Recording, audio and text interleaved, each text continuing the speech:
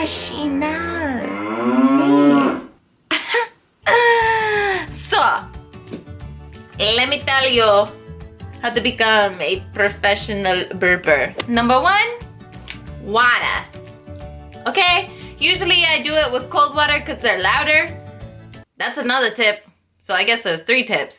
But today, I can't drink cold water because it hurts my stomach.